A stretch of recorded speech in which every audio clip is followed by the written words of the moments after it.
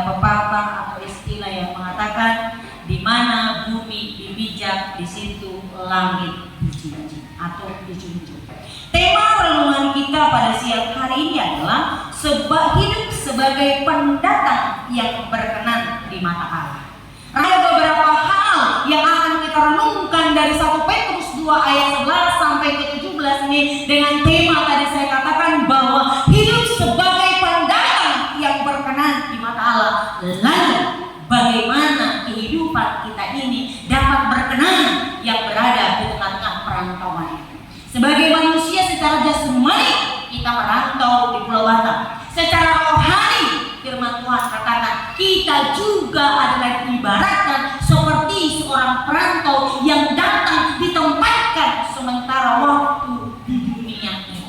Oleh karena itu saudaraku, yang pertama, bagaimana kita sebagai perantau hidup yang berkenan di mata Allah, ayat yang ke-11, menjauhkan diri dari keinginan dan sebagai manusia berdosa karena latar belakang kita, natur kita, sampai kita sudah bertobat pun masih tetap kita dihidupi oleh dosa, dan dosa itulah yang terus-menerus menjerumuskan kita agar terus melakukan keinginan daging, kesukaan daging yang bertentangan dengan keinginan Allah. Keinginan Allah dengan keinginan daging itu memang selalu bertolak belakang, itu tidak akan pernah ketemu. Baik Bapak Ibu Saudara yang dikasih Tuhan, yang kedua, bagaimana kita sebagai pendatang yang berkenan kepada Allah hidup dengan cara yang baik.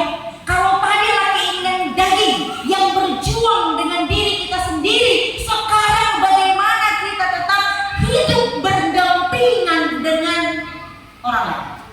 Kalau orang bilang kan saudara terdekat itu adalah tetangga. Jadi saya yakin jemaat kita ini tidak ada clash dengan tetangganya. Apalagi di Batam ada satu tembok. Berbisik pun tetangga kita dengar.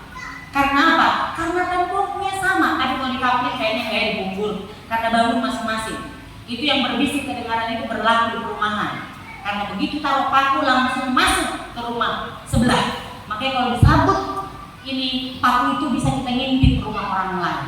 Kalau di perumahan, kalau di kapling kokoh-kokoh semuanya bangunannya berbeda. Jadi untuk waktu tembok gereja ini lumayan karena dibangun sangat kokoh, rapi dengan pasir batako mungkin yang terbaik, sehingga kalau kita untuk memakunya bukan perkara yang mudah. Saudaraku, hidup dengan cara yang baik. Paulus mengatakan pada ayat 12, milikilah cara hidup yang baik di tengah-tengah bangsa bukan Yahudi, supaya apabila mereka memfitnah kamu sebagai orang durjana, mereka dapat melihatnya dari perbuatan-perbuatanmu yang baik dan memuliakan Allah pada hari Ia melawat mereka. Bagaimanapun hebatnya kita di Pulau Batam ini, bagaimanapun kita suksesnya di Pulau Batam ini, kita tetaplah sebagai pendatang. Tetaplah sebagai tamu, bukan pemilik, dan tidak berhak untuk mengatakan bahwa Pulau Batam ini adalah hak kita sebagai pendatang. Maka sewaktu-waktu penduduk asli, ketika mereka tidak senang dengan kita, tidak suka dengan kita, maka dia juga akan berbagai macam cara untuk mengatakan, untuk menunjukkan sikapnya yang tidak baik oleh karena tidak menyenangi kita. Oleh karena itulah Petrus mengatakan tetap berbuat baik pada ayat yang ke-13 dan 14. Tunduklah karena Allah kepada semua lembaga, baik kepada raja sebagai pemegang kekuasaan yang tertinggi. Tunduk.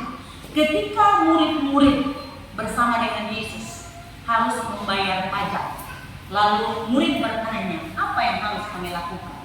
Yesus berkata, pergi memancing. Lalu mereka mendapatkan uang atau koin. Lalu Yesus katakan, berilah kepada raja apa yang harus kamu beri. Berikanlah kepada Tuhan apa yang harus kamu beri. Artinya, selama kita masih di dunia ini, ataupun sebagai perantau, kita punya tanggung jawab dan kewajiban sebagai warga negara dunia maupun sebagai warga negara surga. Jangan kita hanya memikirkan kewarganegaraan kita sebagai warga negara surga, mengesampingkan warga negara di dunia, maka kita berperilaku, bersikap hanya menunjukkan saya penduduk surga. Petrus mengingatkan itu, tunduklah, malahan kata tunduk itu taat, lakukan apa yang menjadi perintah negara terhadap kita. Kita harus bayar pajak, ya kita bayar. Kita harus ditilang kalau memang salah, ya ditilang. Membungkam kepicikan dengan kebaikan atau melakukan atau tetap melakukan kebaikan ayat 15. Sebab inilah kehendak Allah, yaitu supaya dengan berbuat baik kamu membungkam kepicikan orang-orang yang buruk. Yesus berkata, kasihilah musuhmu, doakanlah musuhmu. Kalau dalam Yakobus 1 Yohanes sana dikatakan bahwa orang yang tidak membalas akan kejahatan itu seumpama menaruh bara di atas kepala. Kepala siapa? Kepala yang berbuat jahat atau memikirkan kejahatan kepada kita. Ini karena orang kadang-kala jahat dengan kita, kita bisa nggak tidur. Kita memikirkannya, tidak mendoakannya.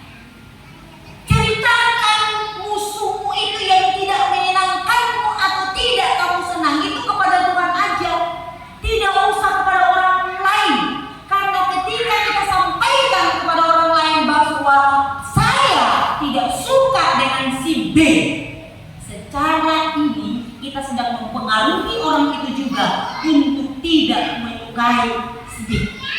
Jadi lebih baik apapun yang kita tidak sukai kepada pasangan, kepada tetangga, kepada gembala, kepada pendeta, kepada pelayan, kepada majelis, atau kepada siapapun itu, sampaikan kepada Tuhanmu. Dan kalau berani, ajaklah orang yang bersangkutan itu untuk berbicara secara empat kata.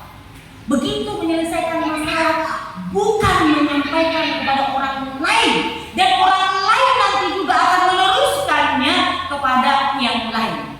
Bapak Ibu saudaraku yang dikasihi Tuhan, Petrus menasihati supaya kita membungkam kepicikan atau ketidakbaikan itu dengan kebaikan, mendoakan mereka setiap saat. Jangan hanya keluarga kita yang kita doakan, musuh kita yang kita tidak sukai itu lebih kita doakan. Supaya apa? Kita kaget melihat perubahan. Jangan pula kita doakan hal yang jelek. Ya kan, saking emosinya kita doakan, Tuhan semoga dia begini. Begitu kejadian, syukur pula kita bilang, syukur dia mengalaminya supaya dia berubah. Dia berubah jadi baik. Dan kita berubah jadi apa? Jangan pernah kita syukur dia kalau sudah berubah dia ke positif, baru kita bilang syukur Tuhan, Tuhan telah mendengarkan doa bahwa dia diubah oleh Tuhan seperti Tuhan mengubah saya juga. Berarti kita sama-sama berubah. Bukan hanya dia, tapi kita juga. Perubahan tidak pernah terlihat, bukan karena orang itu tidak berubah, tapi karena kita sendirilah yang tidak mengalami perubahan. Tapi kalau diri kita mengalami perubahan sekalipun itu kecil, maka kita akan mampu melihat kecil perubahan itu dari di dalam diri orang lain. Sini katakan bahwa hiduplah sebagai orang yang merdeka. Salah satu kelebihan orang Kristen itu adalah merdeka. Maka saking merdekanya tetap merdeka dalam dosa. Kenapa? Ya gak apa-apa lah, Senin sampai Sabtu kita berbuat dosa, Minggu kita bertobat. Karena Tuhan itu kan maha ampun, maha kasih, maha baik, semua maha. Kadang kita lupa Bapak Ibu bahwa Tuhan itu juga maha menghukum. Kita ingat kebaikannya, maka kita berbuat semena-mena, tapi kita lupa bahwa Tuhan itu juga adalah menghukum. Menghukum dengan cara apa? Menghukum dengan cara mendidik, bukan menghakimi. Menghukum dengan menghakimi itu berbeda. Tuhan menghukum saudara dan saya dengan mendidik. Kenapa kita dididik? Supaya kita terus menyadari bahwa apa yang kita lakukan itu belum tepat.